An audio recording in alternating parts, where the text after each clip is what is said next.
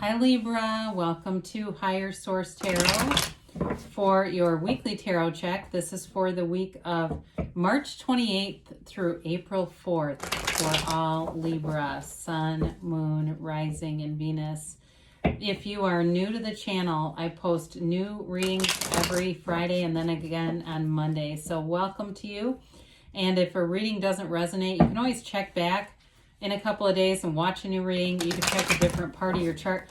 You can even look around on those Monday readings and see what's in there because they're a different format every day or every Monday. So sorry the shuffling's so loud. I don't know what's going on with that. But anyway, I added a pick a card reading on the Monday lineup. So that's kind of fun because it does give you 3 different choices in a reading. So, I do want to thank everyone who supports the channel, from watching readings to subscribing and, of course, hitting that like button. I do appreciate you, and thank you for that.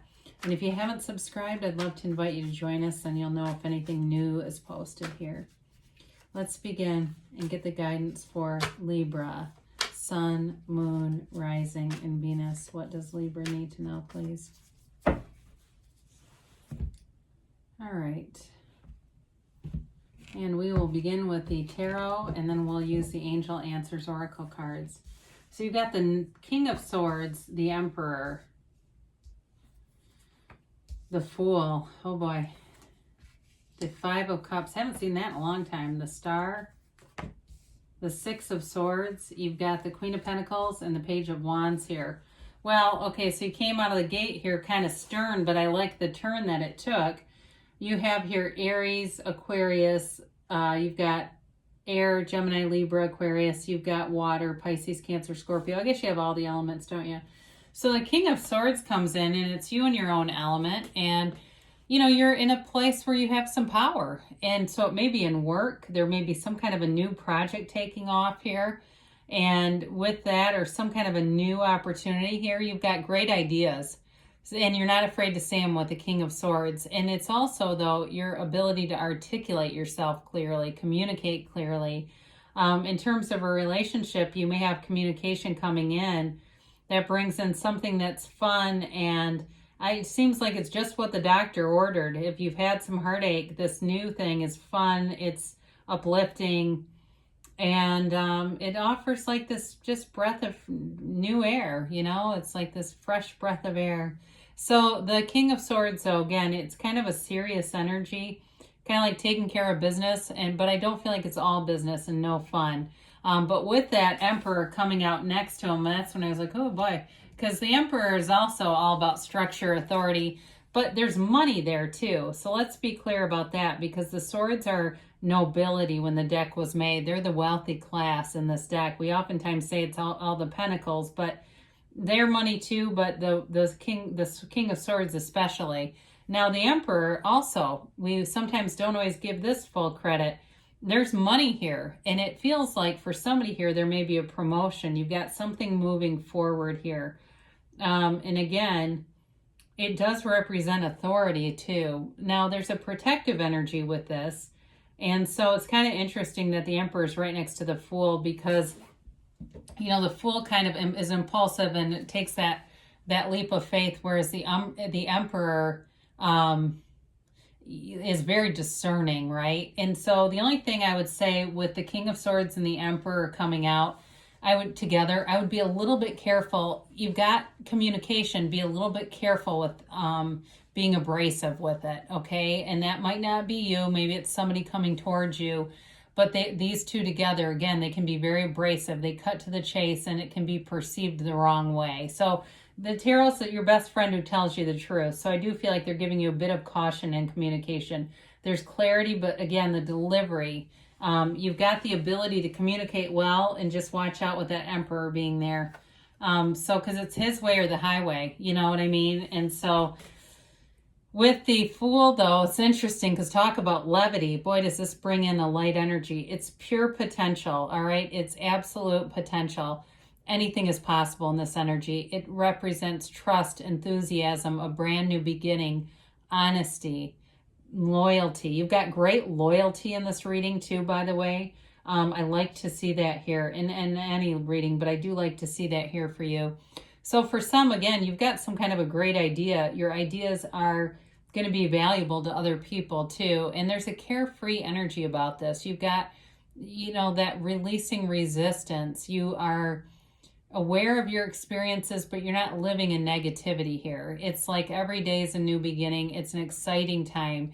And so in a relationship, the Fool is taking that leap of faith with no second guessing, no holding back. The Fool is like the kind of energy that goes and elopes. It's like takes off fast in a relationship. And I mentioned before, I do feel like it does the heart some good here because there is a little bit of pain with this Five of Cups. And, some of you may have been grieving a relationship that ended and you thought it seemed good. It felt good. You thought it was going to be more than what it was. And it just didn't go that way. But, know that your heart whispers the truth. And there may have been something about it that really wasn't a fit. It was good enough for now, but it wasn't really the real thing. And so with this, though, it's the encouragement of holding your head high, picking your head up, looking around, and looking at all those things around you, the synchronicities, the things that really make you smile, finding things around you that uplift you, that raise your vibration, so that you're attracting more, because that dark, heavy cloak needs to be shed, right? If there's a heaviness that you kind of wear, it's time to be in the freedom of the Fool. And some people will even do things like, to manifest that Fool energy. I've heard of this before, eating yellow and orange foods together, like mango and oranges or something, or pineapple, but make sure you drink some water so that it's not too acidic. But, when we get into the Star here too, with this Fool card, it's such a beautiful energy because the Fool has this clean heart, this beautiful, pure heart, right? And the Star is all about healing and wish fulfillment. So it's, wish upon a star. It's an energy too that's very much connected to source energy. It's mature energy, and it's meditation. It's calming. It's tranquil. I see a salt cave for somebody. If you've got plans to go sit in one of those salt cave spa things, it's that kind of thing where you just want tranquil things around you, or maybe it's even a mini version of that, but it's symbolic for that kind of relaxing energy. And so it is, though, I feel like there's something here that really moves you in an emotional way. And so even though there's nice money aspects here and kind of cutting to the chase with something, there's something else that this brings in a nice warm undercurrent to it all. A lot is going on here. So the Six of Swords, again, this is moving forward. And I do feel like it's moving out of that Five of Cups. It's moving forward. It's an emotional time, but it's getting more stable. Things are getting more stabilized, and it's a journey. It's like life is this journey, and enjoy the journey. Find the joy on the journey, however you want to say that. But again, you've got companions all over this reading. So I don't feel like you'll be alone and isolated, because there are definitely people who want to connect with you and move forward with you. There's a protective thing in this reading too, and maybe it's who you're attracting. They have a protective way about them, and I do feel like maybe even they give guidance in some way, like maybe it's their job or something like that. But there's nice aspects here for that too. So the Queen of Pentacles shows up, and again, there's new growth and new opportunities here. The Queen of Pentacles does have a little bit of a perfectionistic type of energy. So some of you may be looking at your own physical body and wanting to kind of shore some things up with that. But it's also getting out into nature and being, like I said, with the meditation and the Star, being outside, just letting your mind quiet on sounds of nature and relaxing in the universe, like that feeling of being one with the universe. But again, it's a very caring energy here. And it is too feeling successful in life and feeling grounded financially. So you've got great aspects for money here. And especially with the Star too, because even though that's healing, it is wish fulfillment. So if there's something here that you've wanted, the way she covets that pentacle, the money is available to you. The money will be available to you. So then you've got this little inspirational Page of Wands. Like I mentioned, you've got something here that's a lot of fun. With the Fool, the Page of Wands, and even the Star card here. It moves forward, it's uplifting, it's fun, but it's also taking action. So some of you may be, trying to get people out and about, you know. There's charisma here though. So I feel like you're attracting people too. And it's you encouraging people, and it may just be by example that the things that you're doing. I mentioned the Queen of Pentacles can be kind of a perfectionist. There may be things that you're doing there that really people are going to want to know about, especially if it has something to do with the physical body. Like there's some particular food keeps coming into this, but like some kind of whole food thing that you're doing. I'm seeing coconut milk. I don't know if you're making smoothies or what this is, some kind of tropical smoothie night at your place, you know. But it's that kind of stuff. It's fun. It uplifts, and you bring more of it. You bring more of that energy. So let's see what the angels have to say here for Libra, please.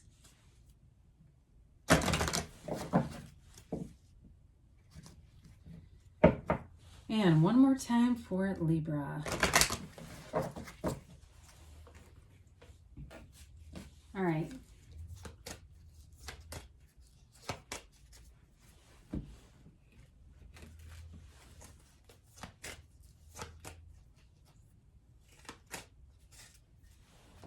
All right, you have here recovery, okay? So if there's something in the physical body that needs recovery, you are moving forward. You've got healing here, you've got moving forward, and you've got nice healing aspects here. If it's in a relationship too, though, you know, that sadness, you're moving out of that Five of Cups into something new. You've got forgiveness, okay? So if there's something here with that Five of Cups that just brings a heaviness in your heart, it's time to look at it from the soul level, because the soul doesn't hurt the way that the ego does. And so the soul forgives easily. The soul just sees it as another soul, not as the ego level. You know, you've got success here, and this always reminds me of the sun. It's really a card of freedom, of upliftment, of revolutionary energy.